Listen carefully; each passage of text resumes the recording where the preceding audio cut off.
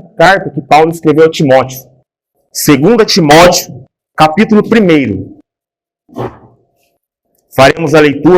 Eu farei a leitura a partir do verso 3.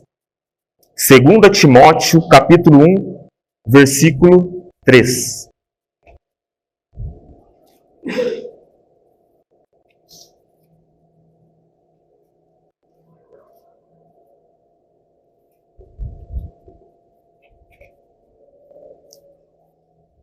Assim diz a palavra do Senhor. Dou graças a Deus, a quem desde os meus antepassados sirvo com consciência pura, porque sem cessar me lembro de ti nas minhas orações, noite e dia. Lembrado das tuas lágrimas, estou ansioso por ver-te, para que eu transborde de alegria, pela recordação que guardo de tua fé sem fingimento, a mesma que, primeiramente, habitou em tua avó Loide e em tua mãe Eunice. E estou certo de que também em ti. Por esta razão, pois, te admoesto que reavives o dom de Deus que há em ti, pela imposição das minhas mãos. Porque Deus não nos tem dado espírito de covardia, mas de poder, de amor e de moderação. Não te envergonhes, portanto, do testemunho de nosso Senhor, nem do seu encarcerado, que sou eu. Pelo contrário, participa comigo dos sofrimentos, a favor do Evangelho, segundo o poder de Deus, que nos salvou e nos chamou com santa vocação, não segundo as nossas obras, mas conforme a sua própria determinação e graça que nos foi dada em Cristo Jesus, antes dos tempos eternos. Eu vou orar. Pai querido, nós reconhecemos, Pai, que se não for o Senhor à frente de tudo isso que está acontecendo aqui, Pai, em vão é alguém falar e proferir palavras a teu respeito. Mas se o Senhor estiver conduzindo, Pai, é certo que nós seremos santificados. Portanto, fala conosco nesta tarde. Nós rogamos ao Senhor em nome do Senhor Jesus. Amém.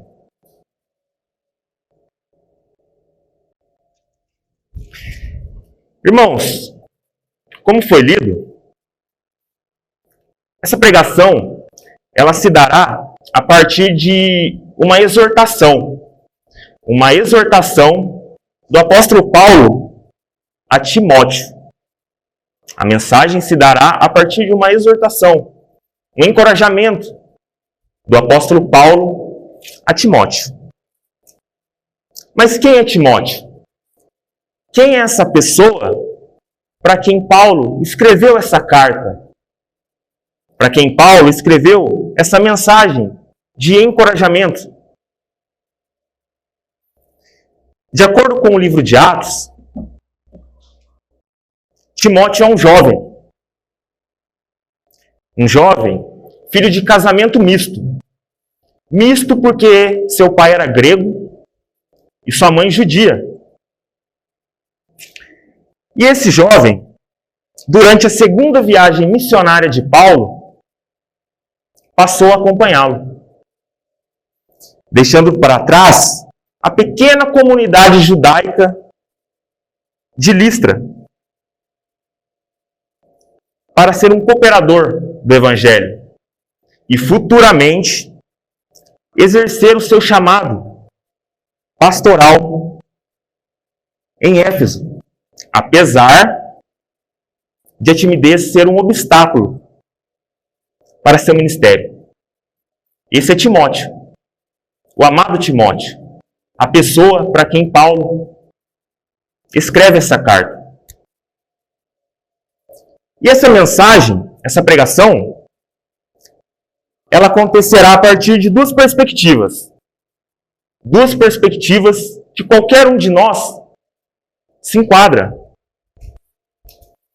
daqueles que necessitam de serem encorajados, exortados, ou daqueles que têm o dever de encorajar aqueles que necessitam de um encorajamento, para que não desanimem do bom combate. Posto isto, esse é o tema da mensagem: retorno ao bom combate. Retorno ao bom combate. O texto que nós lemos nos é apresentado aqui o que nós podemos chamar de 4 ferramentas para um encorajamento pessoal, para uma exortação. Por meio desse texto, nós identificamos 4 ferramentas de encorajamento pessoal. E é isso que nós veremos aqui. Logo no primeiro versículo lido, versículo 3, Paulo escreveu: dou graças a Deus, a quem desde os meus antepassados sirvo com consciência pura, porque sem cessar me lembro de ti nas minhas orações, noite e dia. Paulo, ele era grato pela vida de Timóteo, aquele jovem que ele encontrou em Listra e passou a acompanhá-lo. Paulo era grato a Deus por esse jovem. E por este primeiro versículo, nós já tiramos que a primeira ferramenta, o que nós podemos chamar de a iniciação, ou o primeiro passo para o encorajamento de um irmão, é ser grato pela vida dele. É a gratidão pela vida do irmão. Irmãos, como nós temos nos portado como membros da Igreja de Cristo, será que nós temos sido gratos a Deus pela vida daqueles que fazem parte? Um exemplo disso, a Lívia, que tão nova, assumiu ali o estudo do PG infantil, né? Ou até a Maria, outro exemplo, tão nova, que também assumiu a escola dominical para as crianças. O sonopasta, que fazem parte da congregação, cada presbítero, diácono. Será que somos gratos por essas pessoas, irmãos? Será que nós, em oração, nos achegamos a Deus e agradecemos por essas vidas que Deus levantou para a continuidade, a continuação da igreja dele? Será que nós temos agradecido a Deus por essas pessoas? Esses homens e mulheres de Deus? Nós devemos ser gratos, irmãos. Cabe uma reflexão. Será que nós temos sido gratos a Deus por cada membro que se encontra no hall de membros da igreja? Ou será que depois que eles entram para o hall de membros, eles caem no esquecimento? Será que a atenção maior são para aqueles que estão chegando à igreja? Aqueles que ainda não fazem parte? Aqueles que estão passando por uma classe de doutrina? E aqueles que já estão na igreja há tempo? Caem no esquecimento? No nosso esquecimento? Que isso não venha a ser realidade em nosso meio, irmãos. Mas que nós possamos nos lembrar como Paulo orava, noite e dia. Que nós possamos noite e dia orar também por esses irmãos que compõem a Igreja de Cristo. É o pregador batista, em inglês Charles Spurgeon, que disse uma vez: ninguém pode me fazer um carinho mais verdadeiro neste mundo do que orar por mim. Irmãos, esse carinho, esse primeiro passo para o encorajamento, acontece por meio da oração, irmãos. Devemos ser mais gratos por aqueles que compõem a igreja do Senhor.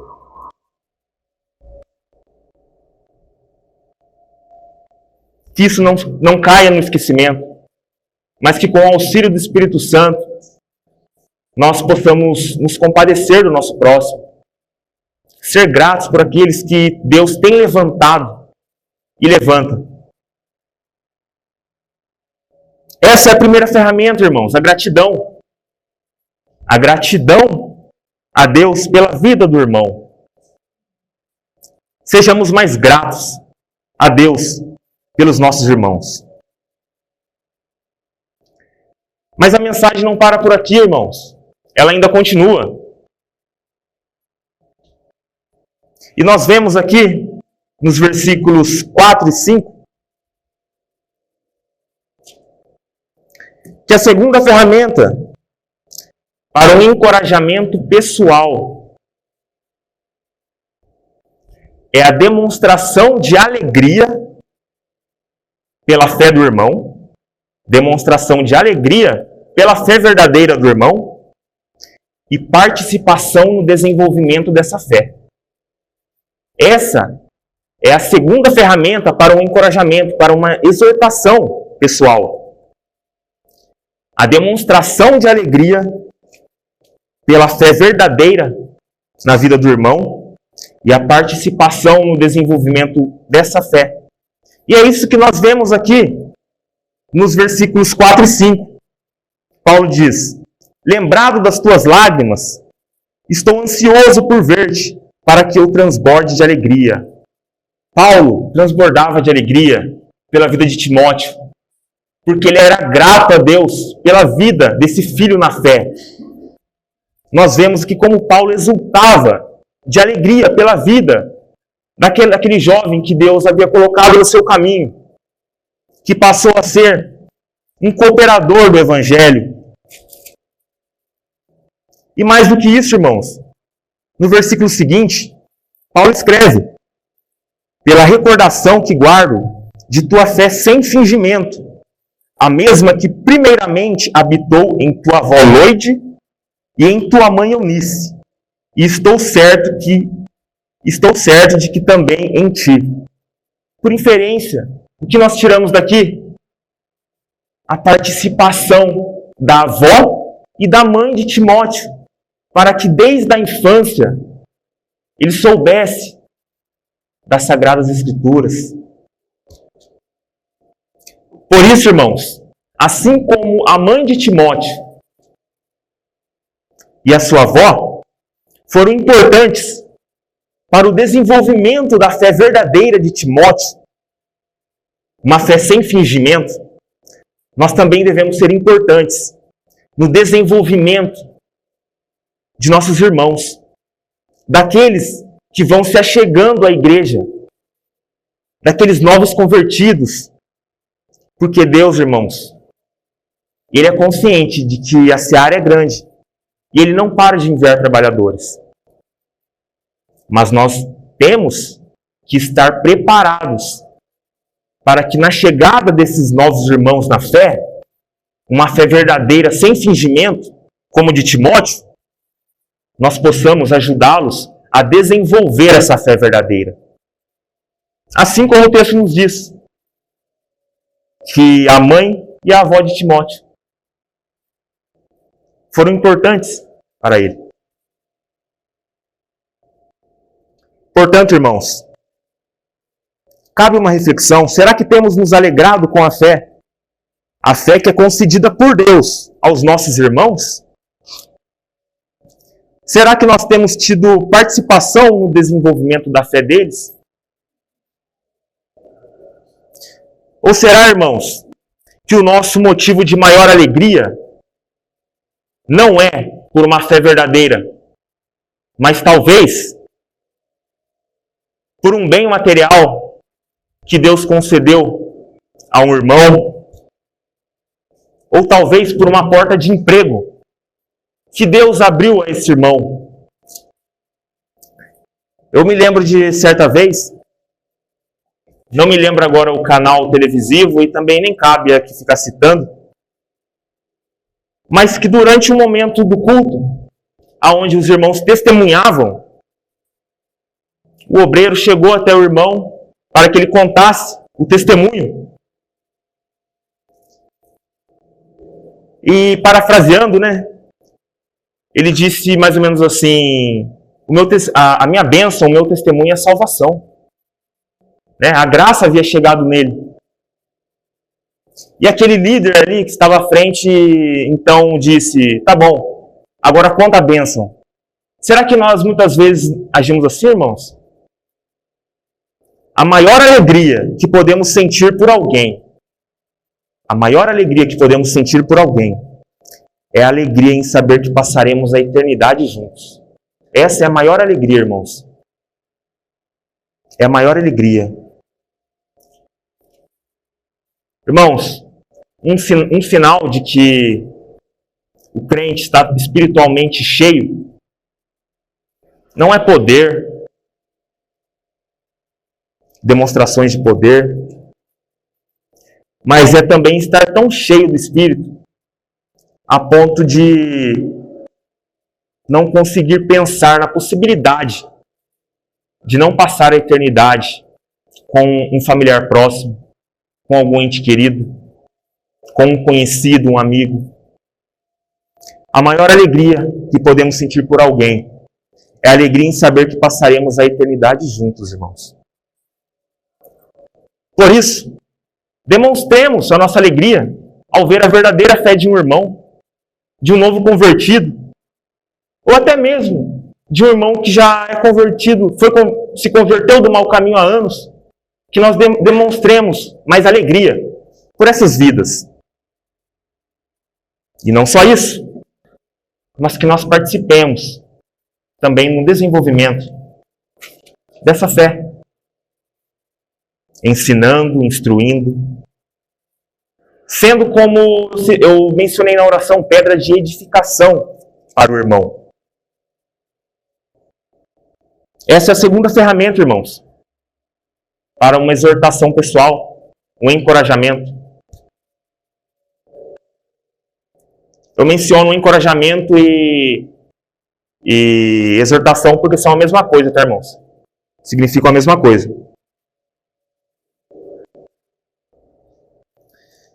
Meus queridos, continuando, indo para a terceira ferramenta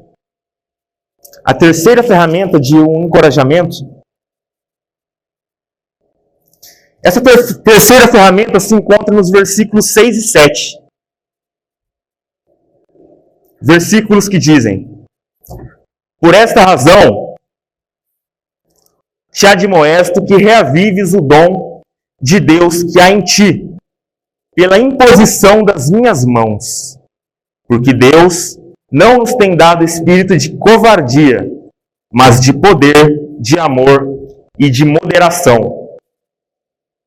A terceira ferramenta para o encorajamento é essa advertência, para que o dom que foi dado por Deus a cada um de nós seja conservado vivo, independente da dificuldade pessoal. A terceira ferramenta é essa advertência, para que nós conservemos vivos o dom que Deus nos deu.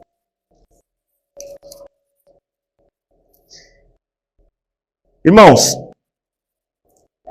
naquele momento em que nós somos transformados, que nós fomos feitos filhos de Deus, adotados por Ele, no momento da regeneração, do novo nascimento, porque nós cremos na mensagem do Evangelho, na boa notícia, nós cremos que Deus se encarnou,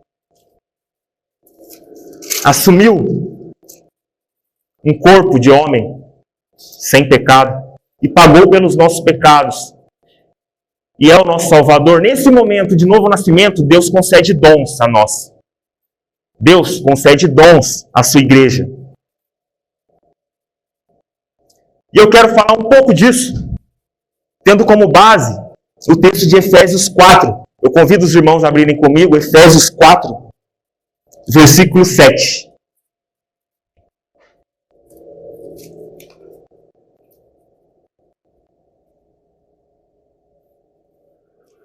Efésios 4, versículo 7 diz assim: e a graça foi concedida a cada um de nós, segundo a proporção do dom de Cristo. Agora o versículo 11, irmãos. E ele mesmo concedeu uns para apóstolos, outros para profetas, outros para evangelistas e outros para pastores e mestres, com vistas ao aperfeiçoamento dos santos, para o desempenho do seu serviço, para a edificação do corpo de Cristo.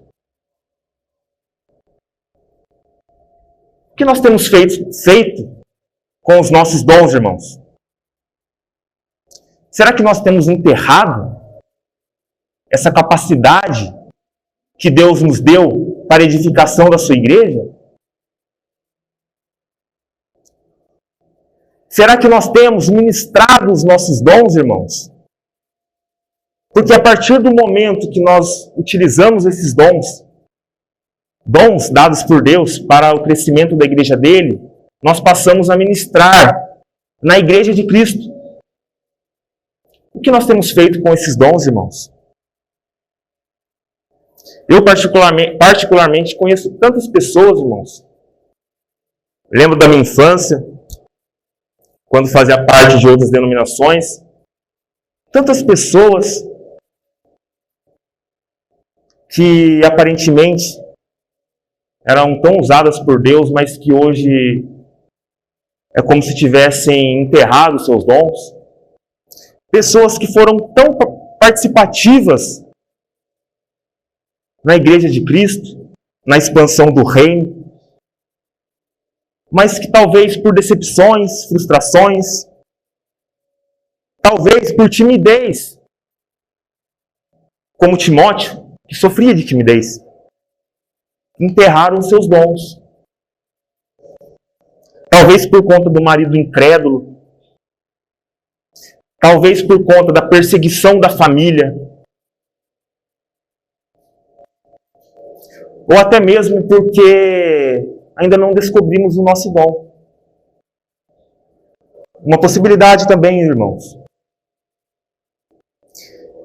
Paulo advertiu Timóteo a conservar vivo o dom dado por Deus a ele, por meio da imposição de mãos do próprio apóstolo. Esse jovem pastor, tímido, que estava sendo encorajado pelo seu líder espiritual, por Paulo. Irmãos, que também saiamos daqui pensando nisso. Será que os nossos outros afazeres são mais importantes realmente do que exercer o nosso dom na igreja de Cristo? Não somente no prédio, mas com os irmãos. Porque, como eu disse aqui hoje, e eu tenho dito isso bastante na sala de doutrina, Deus não precisa de nós, irmãos. Ele poderia simplesmente trazer alguém de fora no nosso lugar aqui. Ele não precisa nem um pouco de nós. Ele não precisa da nossa adoração, desses seres imperfeitos, não mesmo. Mas nós precisamos um do outro, irmão. Eu achei muito interessante hoje o que uma irmã disse na classe de doutrina, que na ausência da utilização dos dons de um irmão da igreja, um outro irmão que não tem o dom pode até suprir, né? Tampar um buraco, digamos assim. Mas não vai ser, irmãos, exercido da mesma forma que seria se aquele irmão estivesse exercendo o dom dele. Talvez não com a mesma facilidade. Não porque ele é bom, e daqui a pouco nós veremos isso. Não porque essas boas obras que nós praticamos, porque nós temos esses dons, são provenientes de nós. Mas porque Deus deu dons específicos a cada um. Por isso, irmãos, vamos conservar vivos esses dons. Não façamos pouco caso desses presentes que Deus nos deu do alto. Que edifiquemos a igreja dele, a igreja de Cristo. E não arrumemos desculpa nenhuma para o exercício desses dons. Seja timidez, falta de tempo, ou até mesmo a dúvida se temos os dons. Essa é a terceira ferramenta, irmãos. Essa advertência para que o dom dado por Deus permaneça vivo em nossas vidas.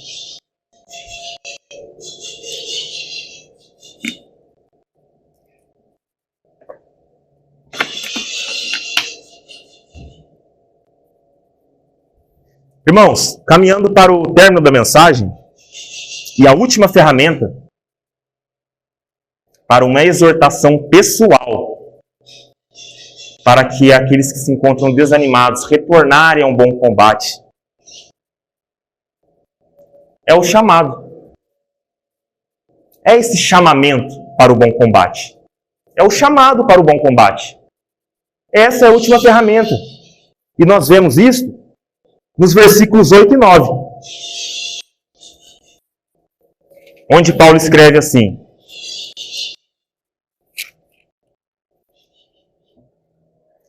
Não te envergonhes, portanto, do testemunho de nosso Senhor, nem do seu encarcerado que sou eu. Pelo contrário, participa.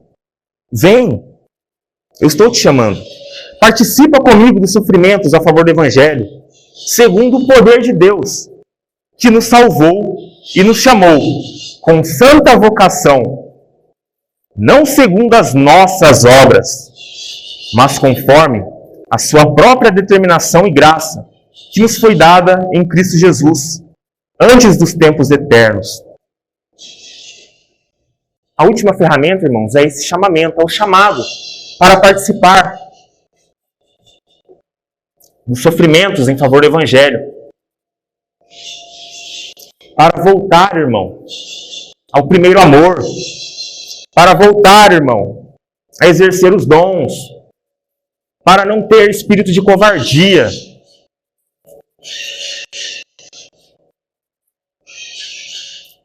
Mas para praticar as boas obras que Deus preparou para que nós praticássemos antes mesmo dos tempos eternos. Dos tempos eternos. Para dar mais luz a esses dois versículos, abram comigo em Efésios 2, versículos 8 a 10.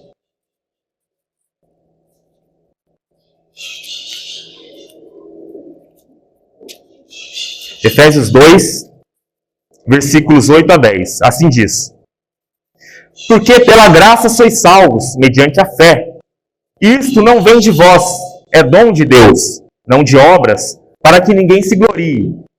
Pois somos feitura dele, criados em Cristo Jesus para as boas obras, as quais Deus de antemão preparou para que andássemos nelas. Aqui vale uma notinha de rodapé. Deus não nos chamou porque Ele viu em nós talento, porque Ele viu em nós dons. Todo bem espiritual que nós podemos fazer, irmãos, é proveniente do novo nascimento. É proveniente daquele que habita em nós. É proveniente do próprio Deus, do Espírito Santo.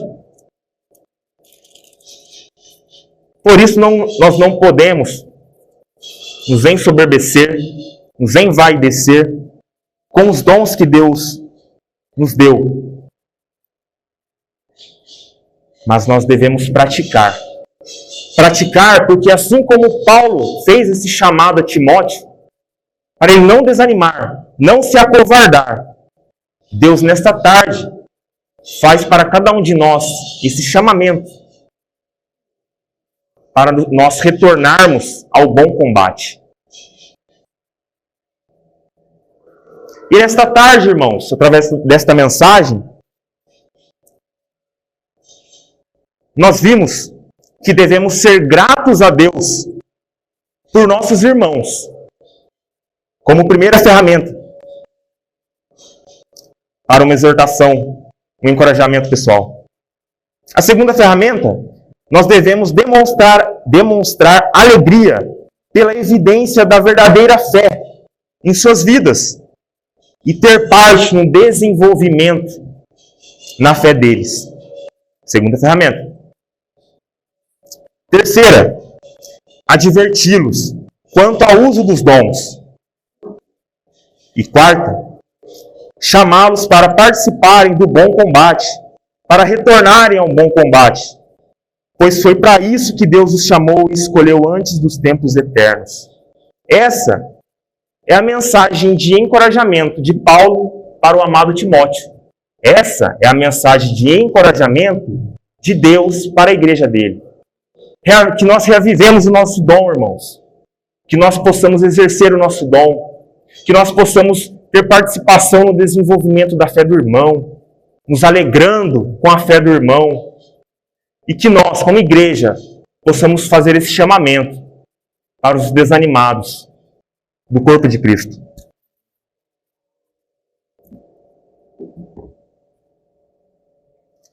Como resposta à mensagem, louvemos ao Senhor com o hino 314, Diligência. Ao som do playback, a igreja fique de pé.